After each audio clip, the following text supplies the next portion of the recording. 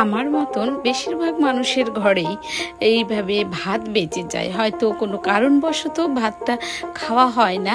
তো সেই ভাতগুলো আমরা চিন্তা করি যে কে খাবে, কি করব। তো সেই চিন্তা থেকেই আজকে আমি নিয়ে চলে এসেছি, একদম দেখো জল থই থই করছে পান্তা ভাতের একটা দুর্দান্তকর, মুখের স্বাদ লেগে থাকার মতন রেসিপি।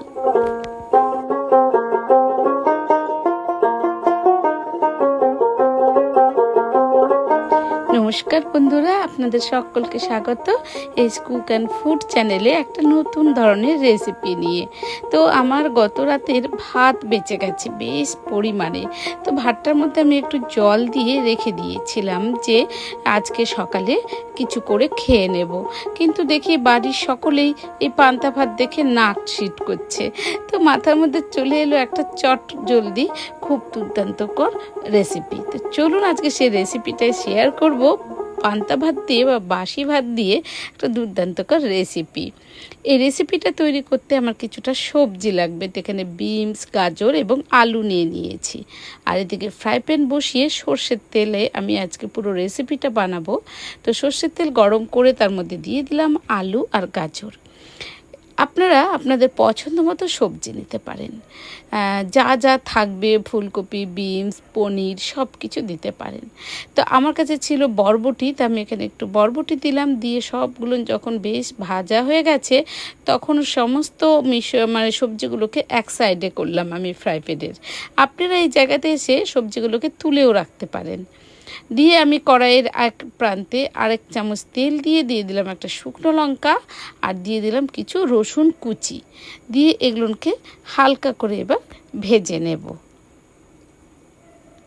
আমার হয়ে গেছে হালকা করে ভাজা, তার মধ্যে দিয়ে দিচ্ছি আমি পেঁয়াজ কুচি। বন্ধুরা, এই রেসিপিটা যদি বানান তাহলে দেখবেন বাড়িতে বাচ্চা থেকে বুড়ো অবধি এই রেসিপি চেটে মুটে খাবে, আপনার আর চিন্তাই থাকবে না। তো পেঁয়াজ ভাজাটা হয়ে গেছে, তারপরে দিয়ে দিলাম এখানে আমি একটু কাঁচা লঙ্কা কুচি। ঝালটা আপনারা আপনাদের স্বাদ অনুযায়ী ব্যবহার করবেন। কড়াইয়ের আবার সমস্ত সবজি পেঁয়াজ এক সাইডে রেখে একটু তেল দিয়ে আমি দিয়ে দিলাম একটা ডিম। তবে আমার এখানটায় একটা ডিমে হয়নি, আমাকে দুটো ডিম দিতে হয়েছিল আমার মেয়ের আবদারে। তো চলুন ডিমটাকে প্রথমে ভালো করে ভেজে নিয়ে তারপরে আমি আর একটা ডিম ব্যবহার করব।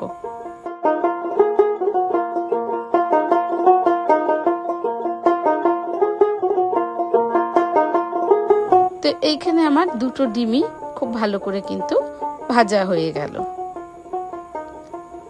এবার আমি কিছু মশলা দেব, যেমন হচ্ছে হলুদ গুঁড়ো, লঙ্কা গুঁড়ো, তারপরে দেব নুন পরিমাণ মতন। যেহেতু বাসি ভাত, পান্তা ভাত, তাই একটু নুনটা বেশি পরিমাণে লাগবে। তবু আপনাদের স্বাদ অনুযায়ী বুঝে শুনে দেবেন। দিয়ে এবার সমস্ত সবজি, পেঁয়াজ, ডিম সব একসাথে মিশিয়ে আমি কিছুক্ষণ ভেজে নিলাম। তারপরে আমার গামলার মধ্যে যে বাসি ভাতটা ছিল, পান্তা ভাতটা জল দেওয়া, সেটাকে আমি বেশ ভালো করে চিপে নিয়েছি। জলটা চিপে নিয়ে আমি এবার আস্তে আস্তে করে দিয়ে ভালো করে নেড়ে নেব। এই রেসিপিটা যখন আপনারা বন্ধুরা বাড়িতে তৈরি করবেন তখন আমার মতন ভাতে কিন্তু জল দেবেন না, ভাতটা শুকনো রেখে করবেন, দেখবেন আরও ঝরঝরে হবে। আমি ভেবেছিলাম বাসি ভাতটা সকালবেলা কিছু বড়া টড়া দিয়ে ভেজে পেঁয়াজ টিয়াজ দিয়ে সবাই মিলে খেয়ে নেব, কিন্তু যখন কেউ খেতে রাজি হলো না তখন মাথা থেকে বুদ্ধি করে এই রেসিপিটা তৈরি করলাম। তো দেখুন বন্ধুরা, আমার কিন্তু রেসিপিটা হয়ে গেছে। আমার ঘরে একটু বাদাম পড়েছিল, সেটাই আমি লাস্টে দিয়ে দিলাম। তো চলুন এবার আমি সার্ভ করে নেব।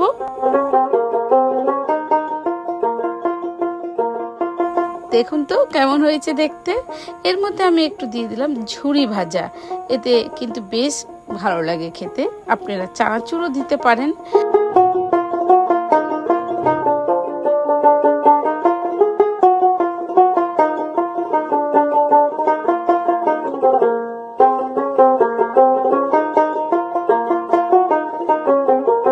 চলুন এবার সার্ভ করে নিই একটা থালাতে আমার এই দুর্দান্তকর একটা রেসিপি। বন্ধুরা, একটা থালার মধ্যে আমি নিয়ে নিচ্ছি, আর তার মধ্যে আমি নিয়েছিলাম পাঁপড় সেকে। এর মধ্যে তো বেশ কিছু পরিমাণে সবজি দেওয়া আছে। পাঁপড়টাকে আর ভাজিনি, পাঁপড়টাকে সেঁকে নিয়েছিলাম। তো খেতে হয়েছিল দুর্দান্ত টেস্ট। বন্ধুরা বাড়িতে বানিয়ে খেয়ে দেখুন, আর ভালো যদি লাগে রেসিপিটা তাহলে অবশ্যই আমার চ্যানেলটিকে সাবস্ক্রাইব করে বেল আইকনটি ক্লিক করে থাকবেন, যাতে আমি যখনই ভিডিও আপলোড করব আপনাদের কাছে নোটিফিকেশান চলে যাবে। তো বন্ধুরা খেতে খুব ভালো হয়েছিল।